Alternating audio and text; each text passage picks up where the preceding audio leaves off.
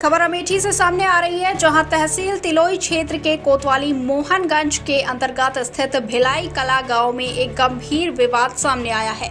इस विवाद में राजकुमार पुत्र राम नरेश निवासी भिलाई कला गांव का दावा है कि उनकी गाटा संख्या 309 के रास्ते पर पिछले 10 वर्षों से ज्योति बोई नहीं जा रही है और ये रास्ता न होने के कारण उनकी भूमि खाली पड़ी हुई है।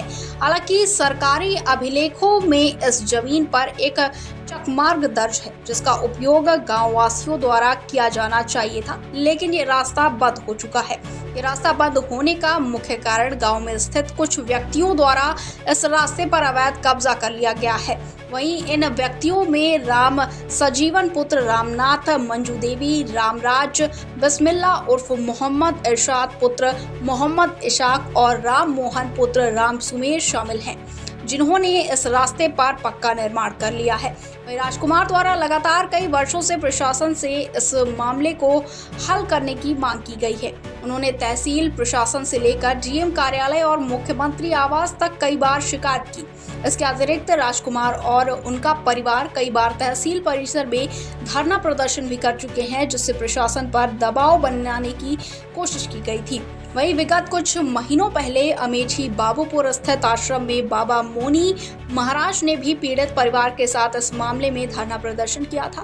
उन्होंने तहसील प्रशासन को चेतावनी दी थी कि यदि जल्द ही चकमार्ग को खाली नहीं किया गया तो वो इस पर और अधिक दबाव बनाएंगे। हालांकि अब तक इस रास्ते को खाली कराने के लिए प्रशासन द्वारा कोई ठोस कदम नहीं उठाए गए हैं।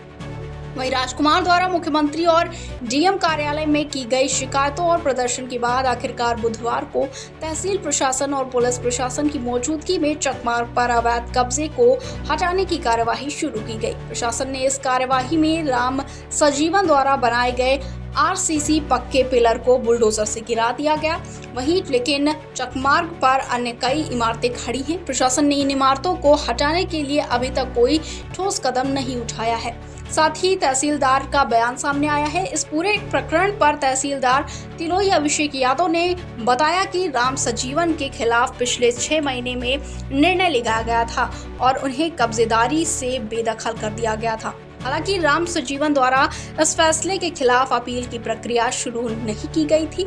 इसके बाद प्रशासन ने बाकी कब्जेदारों से कागजात मांगे हैं और न्यायालय से आदेश प्राप्त होने पर अन्य कब्जेदारों के खिलाफ भी कार्यवाही की जाएगी। वहीं तहसीलदार ने ये भी कहा है कि इस मामले में न्यायालय का आदेश आने के बाद प्रशासन उचित कार्यवाही करेगा। अमेठी से संवाददाता आनंद त्रिपाठी की रिपोर्ट।